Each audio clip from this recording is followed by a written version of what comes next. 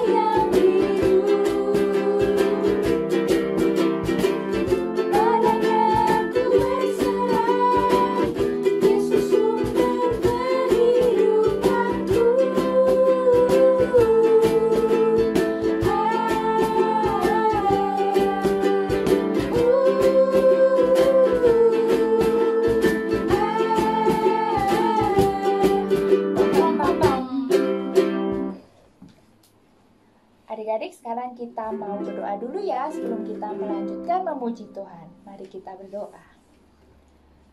Tuhan Yesus, kami bersyukur karena di hari Minggu ini kami bisa kembali memuji Tuhan dan juga belajar dari firman Tuhan. Kami mohon Tuhan boleh sertai kami di rumah kami masing-masing agar bisa beribadah dengan baik. Terima kasih Tuhan, di dalam nama Tuhan Yesus Kristus. Amin.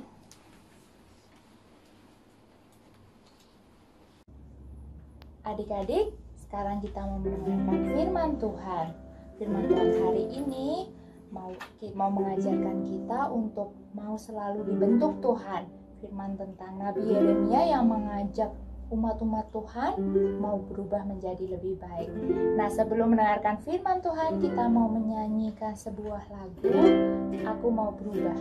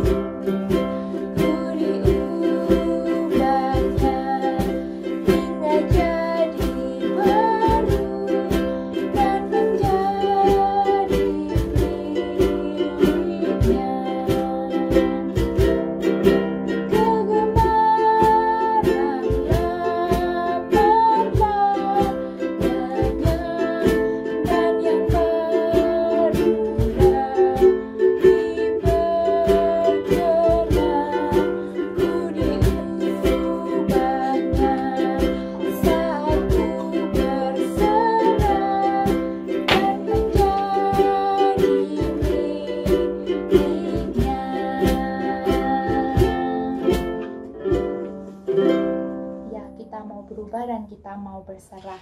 Sebelum kita masuk ke firman Tuhan, kita mau berdoa bersama. Mari kita berdoa. Tuhan Yesus, kami siap mendengarkan firman Tuhan. Kiranya Roh Kudus bekerja di setiap hati kami.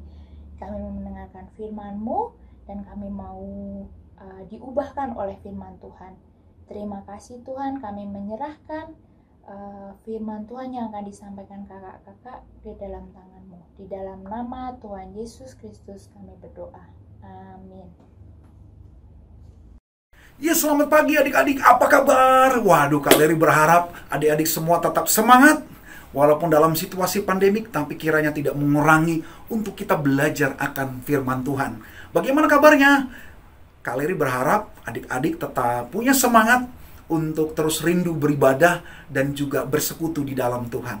Nah adik-adik, pada pagi hari ini kita mau belajar dengan satu tema, yaitu Tuhan membentukku. Mari kita sama-sama membuka dari bacaan kita dari Perjanjian Lama, dari kitab Yeremia pasal 18, ayat yang pertama sampai yang ke-6. Lembaga Alkitab Indonesia memberikan judul, yaitu Pelajaran dari Pekerjaan Tukang Periuk.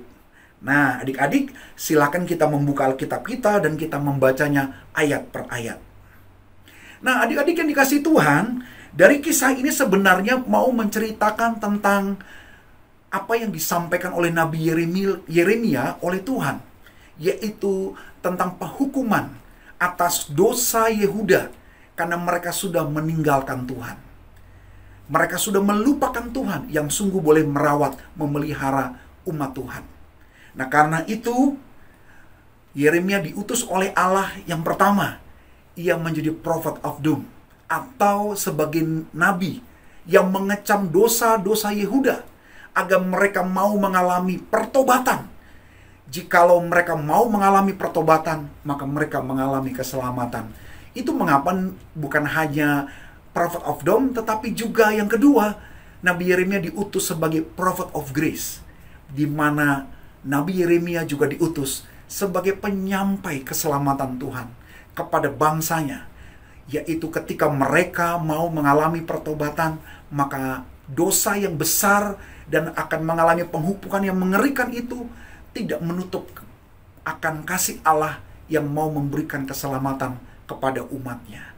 Nah, oleh karena itu adik-adik yang dikasihi Tuhan, Tuhan memberikan sebuah gambaran bagaimana umat Tuhan mau belajar bersama-sama lewat Nabi Yeremia untuk bisa diberikan gambaran contoh yang lebih jelas supaya umat Tuhan sungguh boleh tunduk, taat, dan setia kepada apa yang Tuhan perintahkan.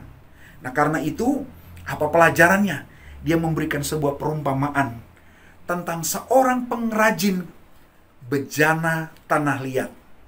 Nah, kalau di Jawa Tengah, adik-adik, tahu apa barang yang kakak bawa ini? Ini disebut dengan kendi. Ya, kendi ini adalah tempat air minum. Biasanya air yang mentah dimasukkan ke satu wadah, dipanaskan, setelah mendidih didinginkan, lalu kemudian dimasukkan ke dalam tempat ini. Agar air yang sudah disimpan di sini bisa dipakai setiap hari, setiap waktu. Ketika anggota keluarga mengalami kehausan, tinggal mengambilnya dan merasa lega. Dan biasanya kendi ini juga bukan hanya ditaruh di atas meja-meja di dalam rumah, di dapur, di ruang makan, tetapi juga biasanya ditaruh di halaman rumah, agar ketika ada orang yang lewat dan merasa haus, mereka tinggal mengambil air di dalam kendi ini, lalu mereka bisa melanjutkan perjalanan kembali. Nah, adik-adik, rupanya kendi sangat bermanfaat di dalam kehidupan ini. Tapi tahukah adik-adik bagaimana proses membuat kendi atau bejana tanah liat? Nah, adik-adik, prosesnya sangat panjang. Yang pertama, nah kalau adik-adik punya kesempatan, kita bisa pergi ke satu tempat pengrajin membuat kendi atau bejana tanah liat. Mungkin di sekitar Jawa Tengah ini banyak tempatnya. Tapi prosesnya kalian mau ceritakan. Yang pertama, yaitu diambil dari tanah liat yang dibasahkan, ditaruh di atas wadah atau sebuah tempat atau alat yang diputar sedemikian rupa hingga membentuk sebuah kendi yang cantik. Setelah itu, apakah sudah selesai? Belum, adik-adik. Lalu kendi itu ditaruh di atas panas terik matahari. Tujuannya untuk dikeringkan. Setelah kering, lalu kemudian ia dibawa masuk dan ditaruh ke dalam pembakaran. Atau seperti tungku yang besar dengan api yang menyala-nyala. Tujuannya untuk apa? Supaya kendi yang kering itu bisa mengeras menjadi lebih kuat. Agar ketika nanti airnya bisa dimasukkan, tidak ada yang bocor dan siap digunakan. Nah, setelah dikeluarkan dari pembakaran, lalu kemudian ia dicat, ya, dipoles, dikilatkan, diberikan warna yang bagus untuk bisa ditaruh di kelontong atau di pasar, di pusat perbelanjaan, supaya bisa ditawarkan kepada banyak orang dan bermanfaat. Nah, adik-adik, prosesnya memang panjang. Tapi sekali lagi, bahwa bejana tanah liat atau kendi ini sungguh adalah barang yang bermanfaat bagi kehidupan. Seperti itulah umat Yehuda dan kita semua. Ada 3 hal yang dilihat oleh Yeremia tentang kisah perumpamaan ini. Yang pertama, bejana tanah liat di tangan Allah. Ini adalah sebuah proses yang adalah umat Tuhan sendiri. Ketika mereka melakukan dosa dan mereka meninggalkan Tuhan, Tuhan mau mengizinkan supaya umat Tuhan mau sungguh-sungguh dibentuk dengan sabar oleh Tuhan hingga boleh menjadi bejana yang sesuai dengan kehendak Tuhan. Itu yang pertama. Lalu yang kedua adalah pelarikan atau proses pembentukan bagaimana bejana ini dibuat. Ini bicara tentang proses bagaimana umat Tuhan diizinkan melewati peristiwa-peristiwa yang berat. Karena dosa mereka diizinkan Tuhan harus mengalami pembuangan, mengalami penghukuman dan penderitaan, supaya mereka dibentuk dan menjadi umat yang sesuai dengan kehendak Allah. Tetapi yang ketiga, bahwa tukang periuk itu adalah Allah sendiri, yang sungguh boleh mengasihi umatnya, mengizinkan lewat peristiwa apapun untuk mau membentuk umat Tuhan menjadi serupa dan segambar dengan Tuhan, sehingga kendi ini sungguh boleh bermanfaat dan berguna bagi kehidupan. Begitu pula umat Tuhan. Jikalau mereka mau dengan rendah hati menerima segala nasihat dan segala masukan oleh Nabi Yeremia maupun juga hidup kita, jikalau kita mau mendengar masukan dan nasihat dari orang tua kita, dari guru-guru di sekolah, maupun juga guru-guru di sekolah minggu, atau sahabat, atau mungkin anggota keluarga kita yang lain, maka itu semua akan menolong kita menjadi pribadi yang baru, menjadi pribadi yang dibentuk sedemikian rupa, sehingga kita boleh berkenan kepada Tuhan. Nah, oleh karena itu adik-adik, 3 hal itu kiranya boleh menjadi gambaran yang baik untuk kita memahami Tuhan. Sesungguhnya ketika kita salah jalan, Tuhan memberikan rancangan yang baru bagi setiap kita, supaya adik-adik semua dan juga Kaleri boleh sungguh menjadi pribadi yang semakin indah di dalam Tuhan. Adik-adik mau melakukannya? Mari kita mau sama-sama dengan rendah hati, membuka diri, dan mau berproses bersama-sama lewat apa yang Tuhan izinkan, supaya kita boleh semakin hari, semakin berkenan kepada Tuhan. Kita berdoa. Bapa, terima kasih untuk kebenaran firman-Mu. Kami sama-sama belajar pada pagi hari ini, seperti bejana tanah liat di tangan Allah, seorang periuk yang mau membentuk kami, supaya kami boleh menjadi bejana yang indah. Kami mohon ya Tuhan, kami mau menjadi pribadi yang rendah hati. Seperti umat Tuhan juga yang mau diproses oleh Allah. Umat Yehuda yang mau mengalami pertobatan, sehingga mengalami keselamatan di dalam Tuhan. Kami mau menyerahkan hidup kami, agar kami juga boleh berjalan bersama dengan Tuhan. Hanya di dalam nama Tuhan Yesus kami berdoa. Amin. Ya adik-adik, tetap semangat.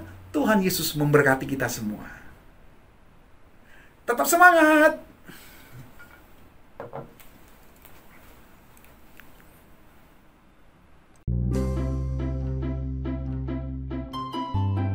Adik-adik, kita sudah mendengarkan cerita dari firman Tuhan. Kakak mau ingatkan untuk kita juga memberikan persembahan buat Tuhan. Kalian bisa memasukkan persembahan ke dalam kotak yang ada di dekat kantor gereja, atau minta tolong papa mama untuk transfer persembahan ke rekening gereja. Oh ya, kita juga bisa transfer persembahan langsung lewat handphone.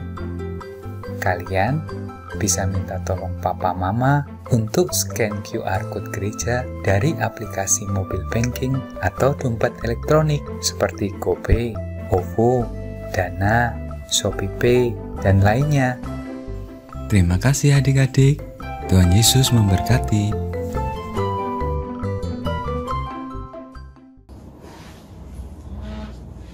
Adik-adik, ibadah sekolah minggu hari ini udah selesai, tapi sebelum kita kembali ke aktivitas kita masing-masing, kita mau menerima berkat Tuhan dari pendeta kita. Puji Tuhan, anak-anak sudah menyelesaikan sekolah minggu dengan baik. Dan kita bersyukur tadi boleh mendengarkan firman Tuhan, boleh memuji Tuhan. Dan sekarang kita akan menerima berkat Tuhan sebagai bekal kehidupan kita setiap hari. Kiranya kasih Allah Bapa, kasih dari Tuhan Yesus Kristus, dan persekutuan dengan Roh Kudus ada bersama dengan anak-anak sekalian dari sekarang sampai selama-lamanya. Amin.